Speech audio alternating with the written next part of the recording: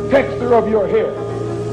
Who taught you to hate the color of your skin to such extent that you bleach to get like the white man? Who taught you to hate the shape of your nose and the shape of your lips? Who taught you to hate yourself from the top of your head to the soles of your feet? Who taught you to hate your own kind?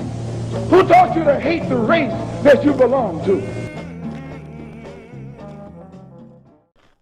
Don't let anybody make you think that God chose America as his divine messianic force to be a sort of policeman of the whole world. God has a way of standing before the nations with judgment, and it seems that I can hear God saying to America, you are too arrogant. If you don't change your ways, I will rise up and break the backbone of your power, and I'll place it in the hands of a nation that doesn't even know my name. Be still and know that I'm God.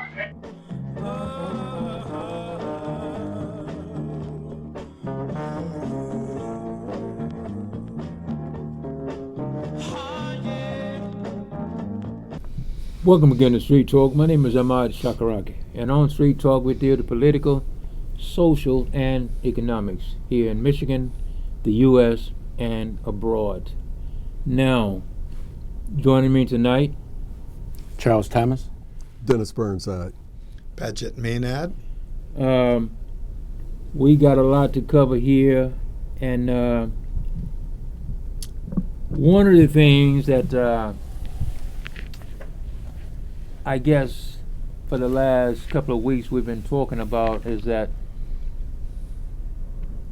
our people, and I go from New York to San Francisco, from Denver to Seattle, and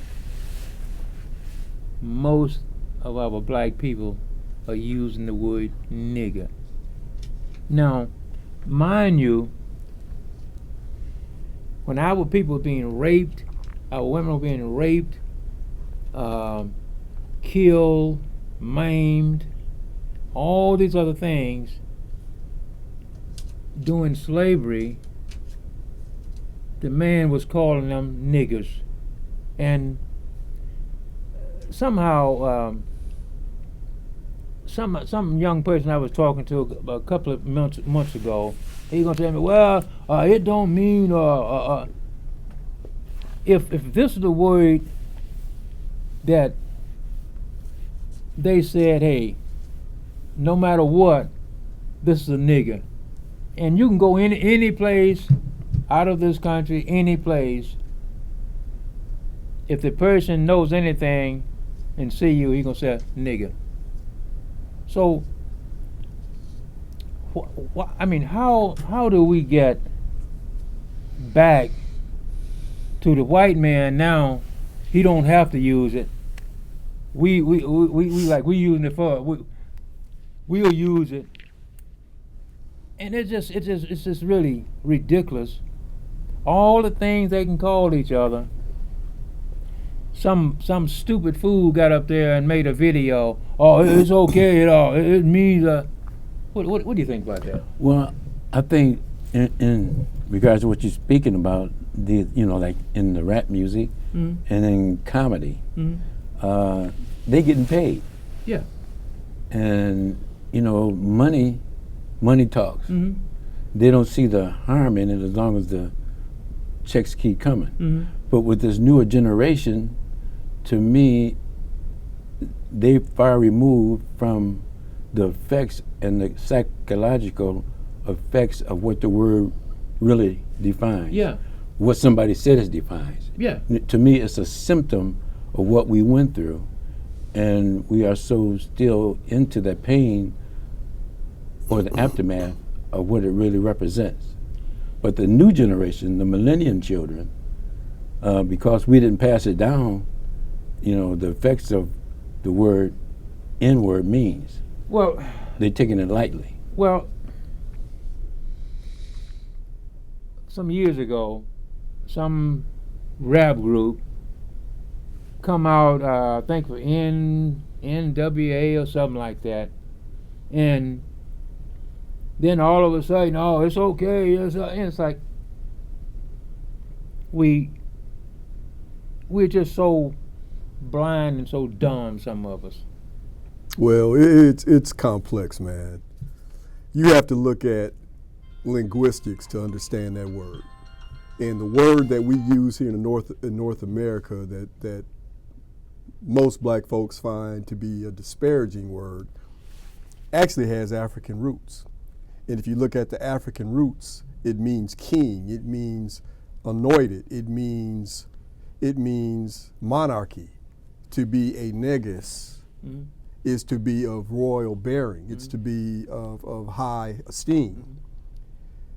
Slave traders took that word and bastardized it into nigger. Yeah. So your point is well taken when you look at the North American root of it. But I only say this to say, if you don't know the root of the word, you don't know all the definitions of the word. So if you see a young dude saying to a friend of his, yo man, that dude there, that's my nigga. I got his back. He's not meaning it in a disparaging way. And let me finish. Okay. He's saying that in a way that is separate and apart from somebody saying that is a nigger. Now, I think that line is very narrow and it's not real bright between the two. And I went from someone who used nigger all my life in a casual, friendly way among black men. What's up, nigga? I did that. I did that well into my 50s. And I decided to stop using the word because of your concerns. In fact, it's probably you more than anyone who influenced me there. But I do understand where young people are coming from with this word. And the last thing I'll say is the idea that it was the millennials who started this thing by calling each other casually nigga is just wrong.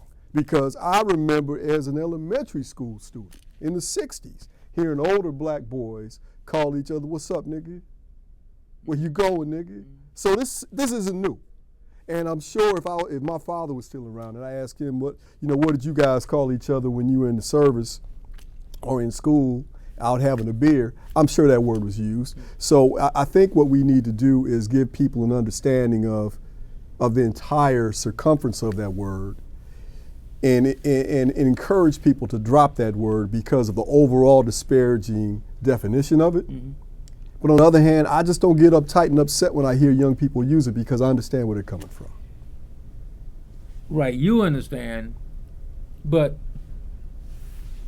probably 9 out of 10 of them they just heard somebody use it because other day there was this guy, he's had his nephew who was about 4 or 5 years old, and I heard him saying to his nephew, oh, come here, little nigga, come here. And it's like, wow. So I've heard fathers call their children that, and it really is. I find it objectionable. It's repellent to use that kind of language. But again, I know the root of that word, and I know how that word got bastardized. And there's a lot of stuff in our DNA that we do that we don't realize as African. For example, you'll hear people criticize when you hear young black children speaking, they'll use a double negative in a minute.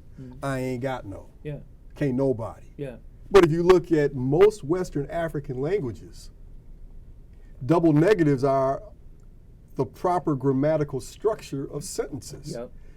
I say that to say a lot of things that are within us, we don't even realize the root cause or the root source of it.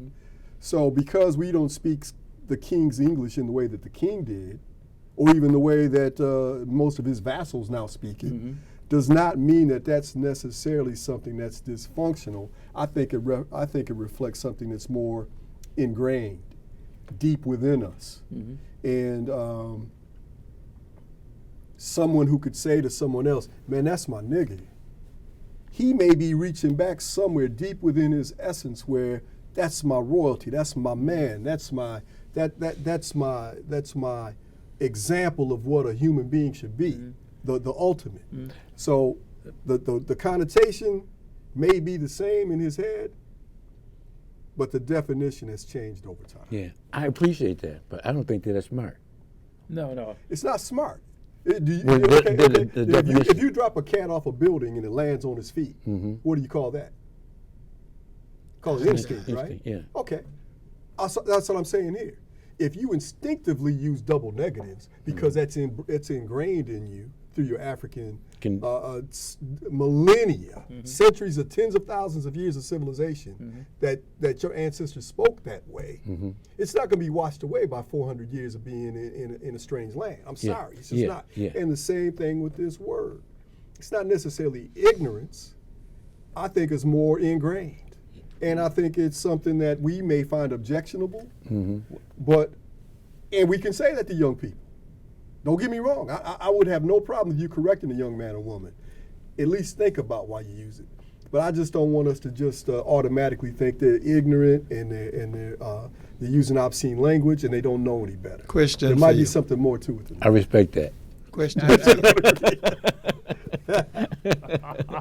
So then, even though they may not realize it, they're using a term of endearment when they call each other nigger. That's my nigger.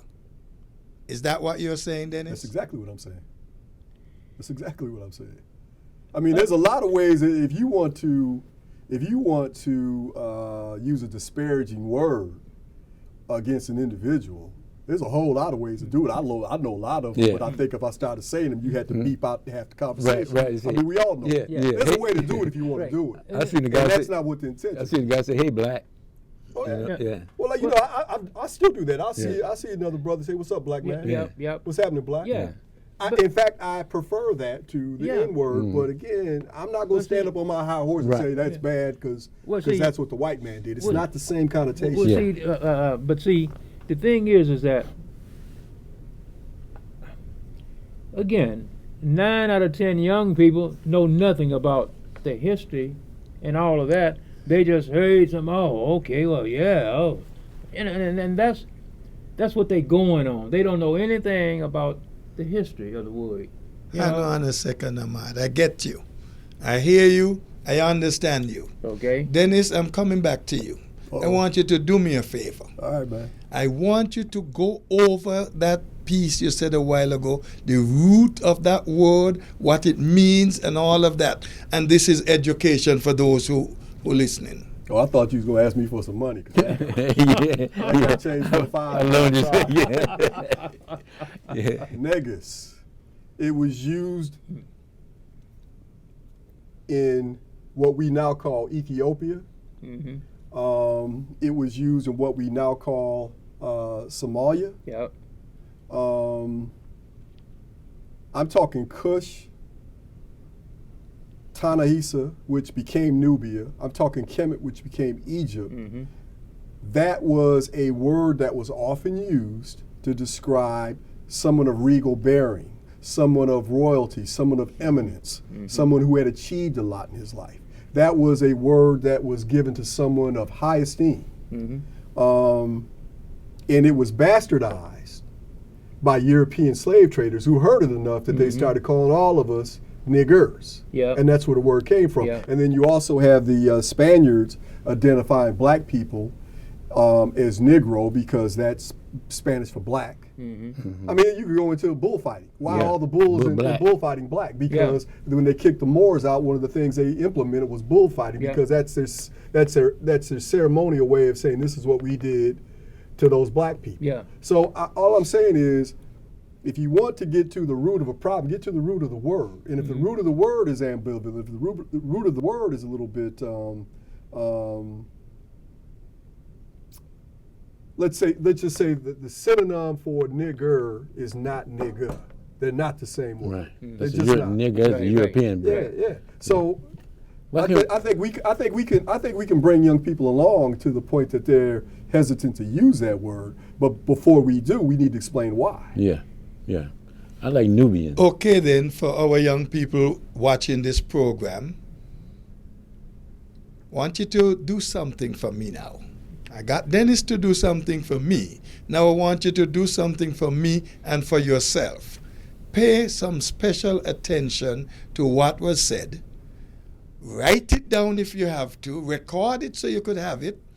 In that way, you're able to understand what you are saying, what it really means, and when you call your girl your nigger, you are really using a term of endearment to her.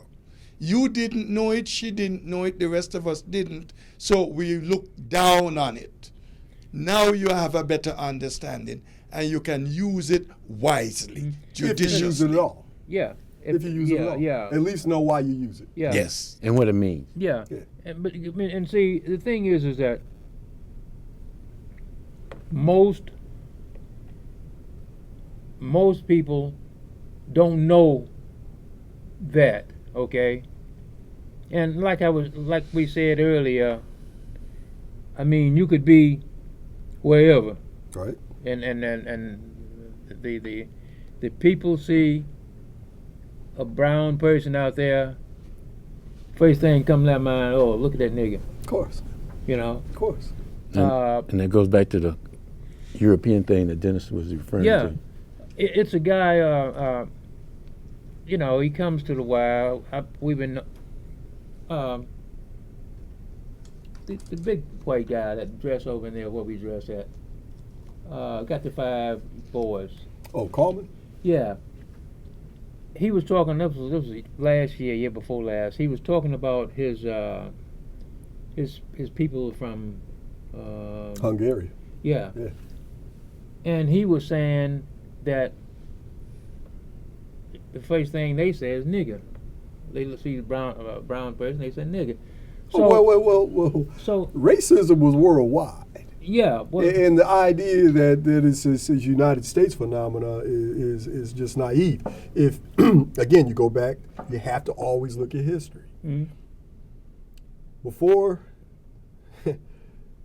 the Europeans had their Renaissance, which is renewal, it's a raising of the culture from a depth, but it implies that there was something before that where they're going back to. The first time that what we now call Western Europe, I'm talking England, France, Spain, Portugal, Germany, Northern Italy, the first time most of those nations experience high-level civilization is after the invasion of the Moors in 711 AD. That's when you started having universities built. That's when you started having the libraries built. That's when you started having architecture that was complex, castles. Again, think about it. Have you ever seen an alligator in Europe? Why all the places have alligators in the moats? Because they come from Africa. So the dominance of the Moors for 800 years, I mean, we're talking about a long time, created a lot of resentment. And out of that resentment came reflexive skin color based racism. And I don't care where you go. You can go into Germany and see shrines to the Black Madonna. You can go into Russia. Asia? Well, I'm just talking the European part of it. You can go into France. You could see Black people who are revered and credited to this day of helping to build their culture. But overall, the attitude towards Black people is that you're our enemy, and we're going to keep you down. We're going to do everything we can to suppress the true history of what's been going on here and raise ourselves to the level that we weren't before in the narrative that we tell. So for them to, in Hungary, Czechoslovakia, Poland, Germany, wherever, to look at us and say, there goes a nigger, doesn't surprise me at all if you look at the history. No, Dennis, sorry. The term has become more of a pejorative, you might say. Oh, of course it has. To us blacks. right. Now, we generally tend to get offended when we hear it. I remember talking to a friend of mine here one time when I came here first. So in conversation, I said, boy, he looked at me and said, man, if it wasn't you, I wouldn't answer you. For us, talking, saying boy didn't have any negative connotation back there in the islands. So I was kind of, he knows the language, so, but then he's been here and he got acclimatized, he got whatever else to it, and he let me know if it wasn't me, he wouldn't answer because he knew where I was coming from. Now that we give some form of education to our folks, and I hope they take it seriously, are we going to see them or hope to see them or encourage them to not get so uptight when we hear each other saying that? Now, I could understand you getting a little more upset when someone outside of your race using it because they use it always to put you down. Well, when not they say, quite, boy. not quite, because you'll hear young Japanese people enthralled with hip hop call each other my nigga. You'll hear young white boys and girls call each other their niggas because they're emulating. It's the same Thanks, that's way education for me. when nobody ever said prior to the 1940s, maybe the late 30s, oh, that's cool. People didn't say that. No. People didn't come up to you and say, what's happening, man? No. They didn't say that. No. What's up, man? No. That was not a commonly used term. No. Now it's part of the nomenclature, and we don't know where it came from. But if you look at your history, you do, because bop musicians, your Dizzy Gillespie's, your Art Blakey's, your Kenny Dorhams, your Jimmy Merritt's, these guys got tired of so much fatigue from being called boy that they called each other man. And that became slang. Same thing with cool. So, man was you look at common things with like, us you know, back the in young the people made up a islands. term in the 90s saying, man, don't diss me. Disrespect. Yeah. Now you hear people on political shows talking about somebody got dissed.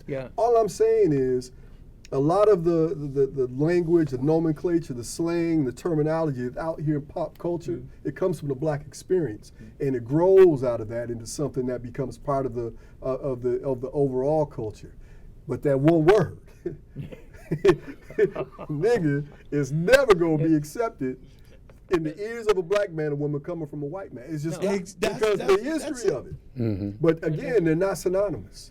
Nigger and nigga are not the same word, even though they have the same root, and I understand you being objecting to it. I do, because I no longer use it. Right, showed on, and that's great, man. Go ahead, Pat. You were saying, though. No, go on. It's okay. You know, for me, if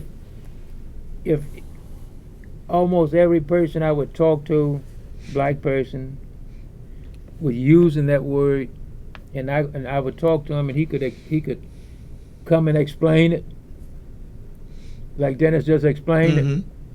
Oh, okay. Well, maybe I could go along with him. But the thing about it, we got most of our people now know nothing about the history. All they know, they heard somebody using, they thought it was cool. Oh, okay. Who taught you to hate the texture of your hair? Who taught you to hate the color of your skin to such extent that you bleach to get like the white man? Who taught you to hate the shape of your nose and the shape of your lips? Who taught you to hate yourself from the top of your head to the soles of your feet? Who taught you to hate your own kind? Who taught you to hate the race that you belong to? Don't let anybody make you think that God chose America as his divine messianic force to be a sort of policeman of the whole world. God has a way of standing before the nations with judgment, and it seems that I can hear God saying to America, you are too arrogant. If you don't change your ways, I will rise up and break the backbone of your power, and I'll place it in the hands of a nation that doesn't even know my name. Be still and know that I'm God.